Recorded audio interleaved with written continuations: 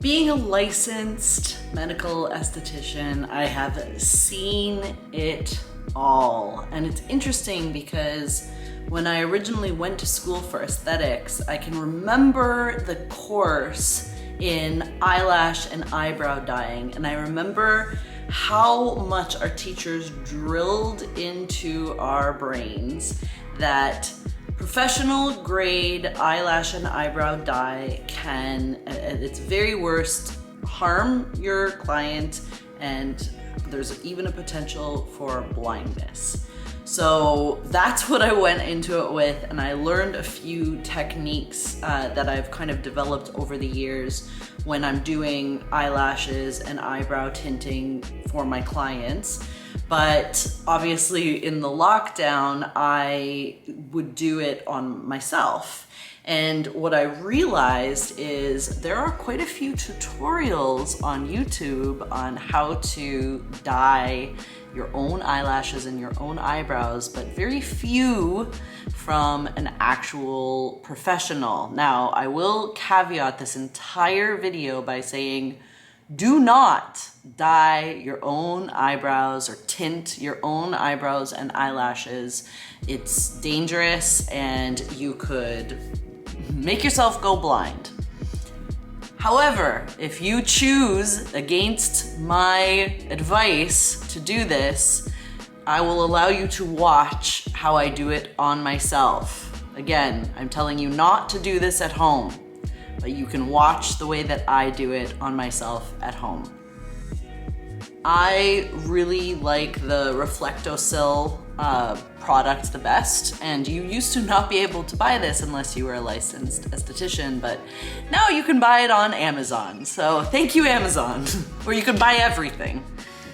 I used natural brown. There's a million different colors. Natural brown, dark brown, and light brown are my three favorite. Those are the ones I use the most. For my lashes, I love blue black.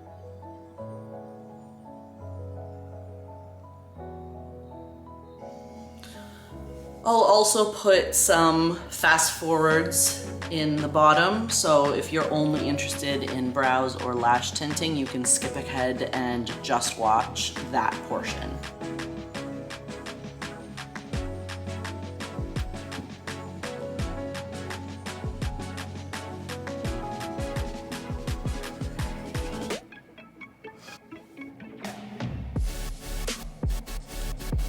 I like to start by trimming my eyebrows. You'll want to put your hair back so nothing gets involved in the party, your brow tinting and shaping party.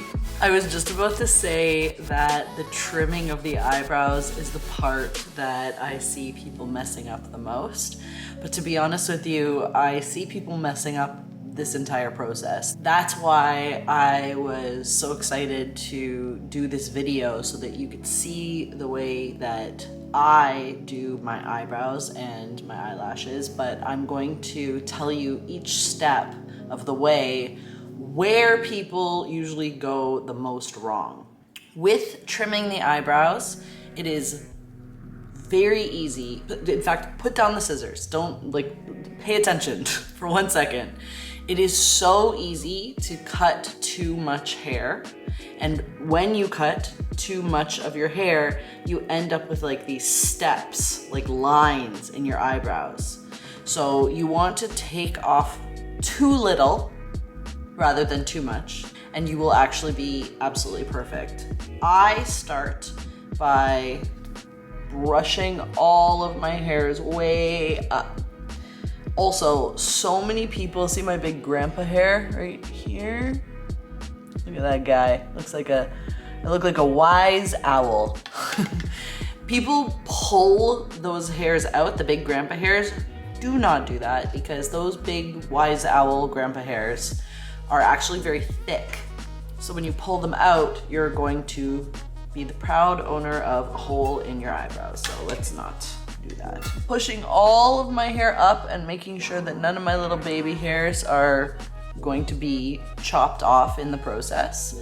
And I like to hold the little spoolie up so I can see what hairs I want to trim off. So here's the big grandpa hair and I'm taking it off right there. But see how I still have really long hairs and I just took off the very tip? That's exactly how you have to do it. Now I'm going to go down here, and here I hardly have anything I want to take off. And notice how I'm pushing my hairs back into my brow just to see if there's anything there. And then I will just the very tippy tip. Like, you can't even tell I'm taking anything off, that's how little I'm removing. And then once I get to the ends, I'm going to go up from the bottom.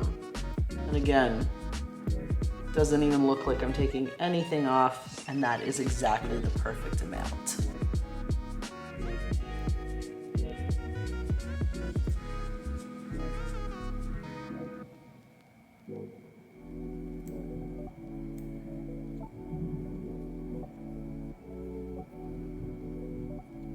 If you have really curly hairs, you can also go down and do the same thing. But as you can see, when I push all of my hairs down, they all are pretty much the perfect length. You'll only want to take off like hairs that are really curling into your brow to have them still lay very nicely. I do very little shaping in general, but I do most of my shaping after I've tinted my eyebrows. So I only take off a few very obvious hairs before, like the ones in the middle. There are two schools of thought on how far apart your eyebrows should be. Some people think that it should be to the edge of your nostril, which I think is too far apart.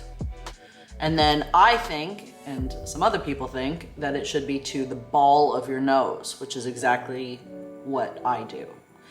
And I'm going to show you why. All right, so you're going to focus on the bridge of my nose. If I have my eyebrows out here, which is where my nostrils are, take a look at the bridge of my nose. And then now I'm going to move them to the correct spot. And now take a look at the bridge of my nose. Does it look a little slimmer optically? It's like a little optical illusion. Check it out again. Ready? Too far apart in my opinion. Perfect in my opinion. It actually elongates the nose if they're a little closer together. And I love these little sprouts, these uneven kind of, sometimes they're going the wrong way, people think. But I just trim them down a little. I don't trim mine down really, but when I see clients, I trim them down a little bit. I make them fall into place just a little bit more, but then the more kind of natural that part of your eyebrow is, in my opinion, the younger you look. Keep your eyebrows as natural as possible so that when they grow in, like mine are completely grown in right now, it's not as obvious. If you do your eyebrows very, very systematic, you're gonna need to upkeep them really often, and little by little over time, they'll get thinner and thinner and thinner. That's at least what I've experienced in my many years of doing eyebrows.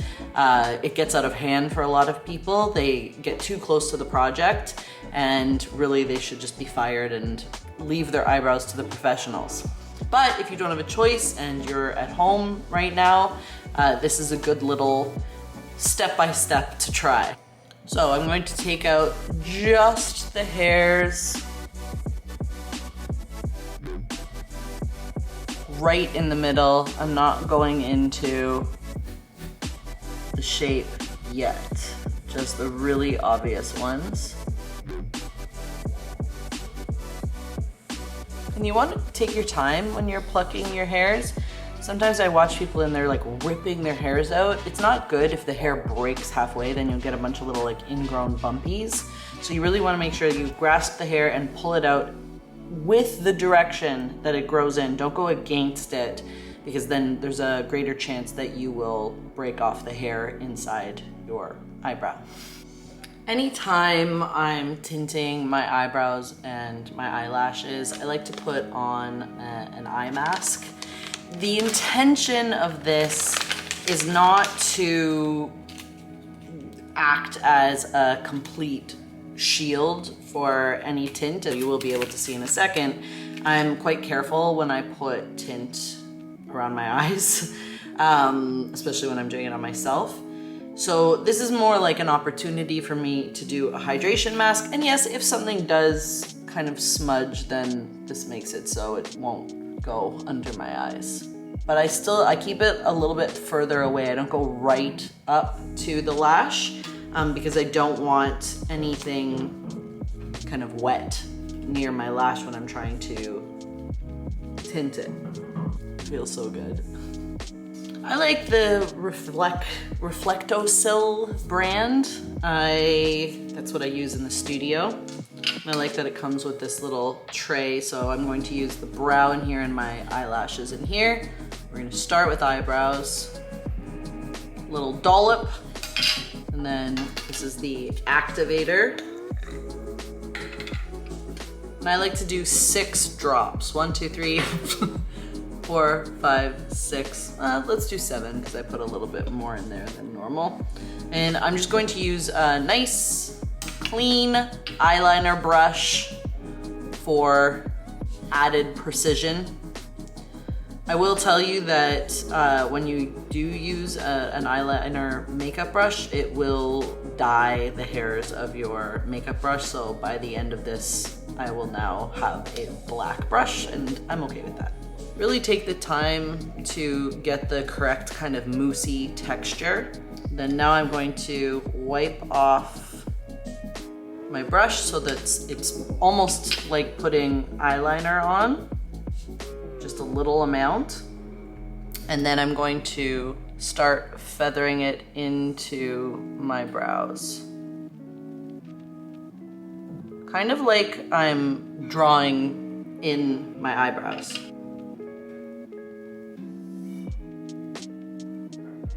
Most people have lighter ends, including me. So that's really where the predominance of my product is going to go. I'm really enhancing the shape, and I'll be able to pull out any stray hairs once I see my shape more clearly. From the lowest part of my eye in a straight line to the highest part of my eyebrow. And because I have that little hole there, I'm gonna get a small dollop and dollop it right in the hole. You'll want to use a Q-tip to clean this up. I don't have a Q-tip.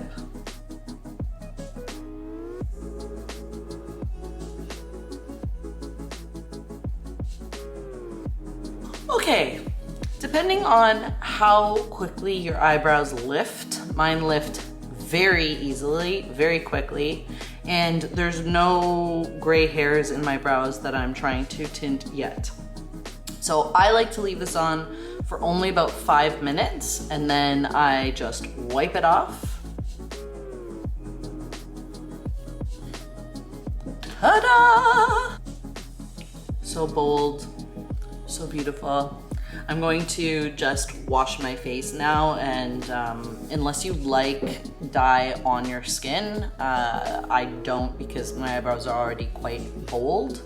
So I'll just wash off and get the remnants off. However, some of my clients, I will actually leave the stamp, kind of like a semi-permanent tattoo underneath their hairs, just to give them more the illusion of more brows. So you can actually kind of leave this to marinate for a little while, but I'm not going to.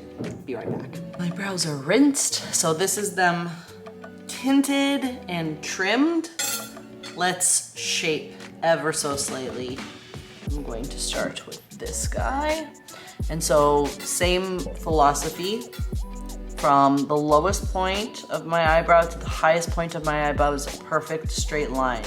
Meaning I only see 3 hairs in here that need to come out. And this is 1, 2. I don't really touch these bottom hairs. Some people like to think that it lifts your face.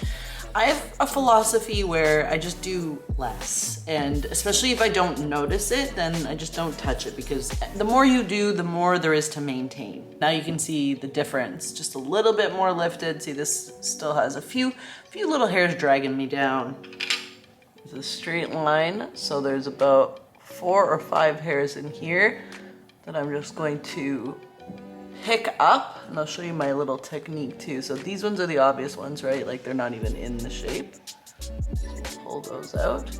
But what do I do here? Because that's where my hole is.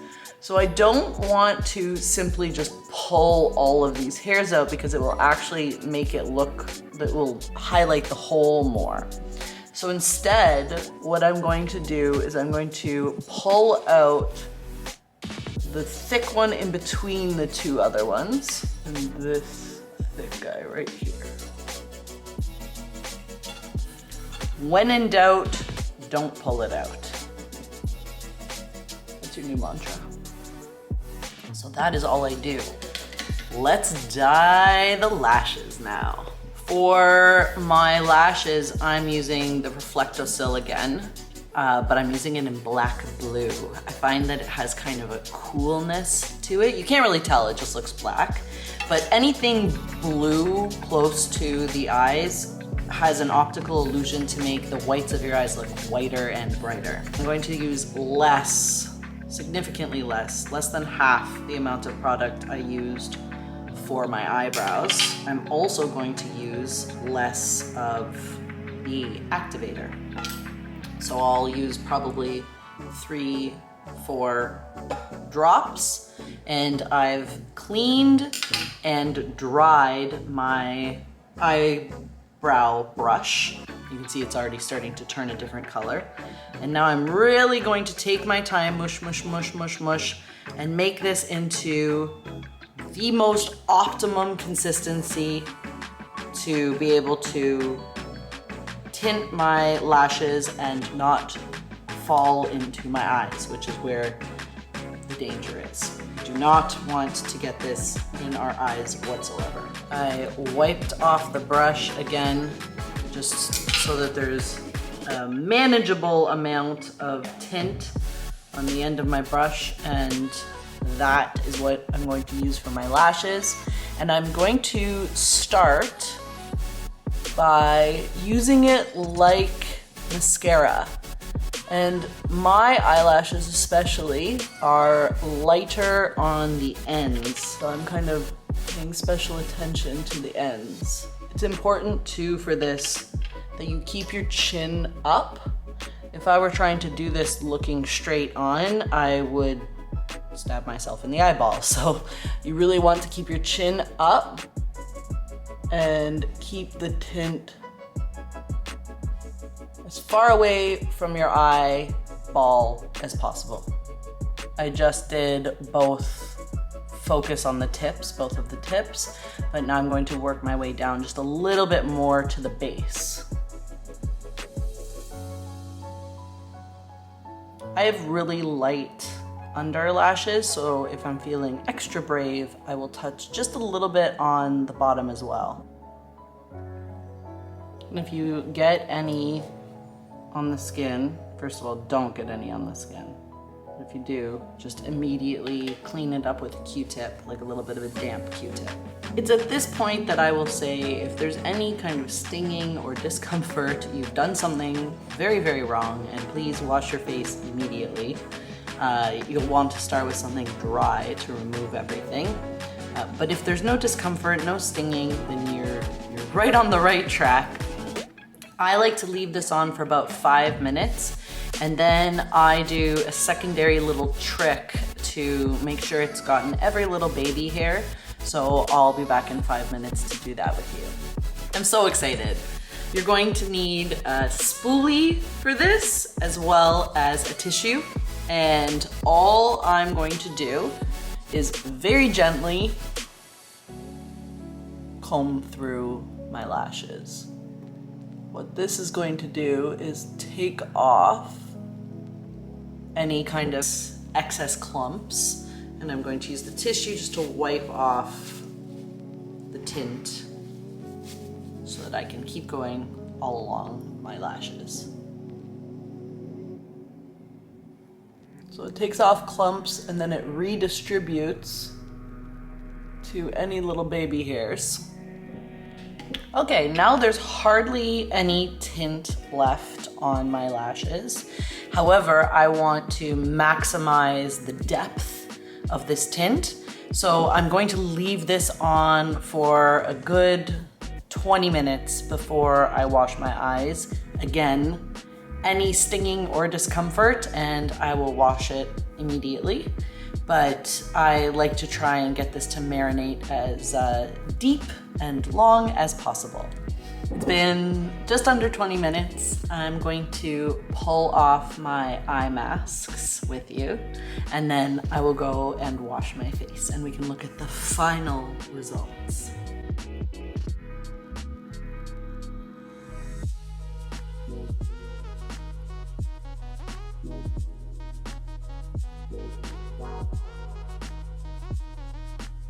Eye cream, and this also has some real gold glit in it. So right away using this as my skincare, and I love putting it around my eyes, but because it's the middle of the day and I'm just putting makeup on now, I already had my sunscreen on from earlier today, so I'm just adding this on top.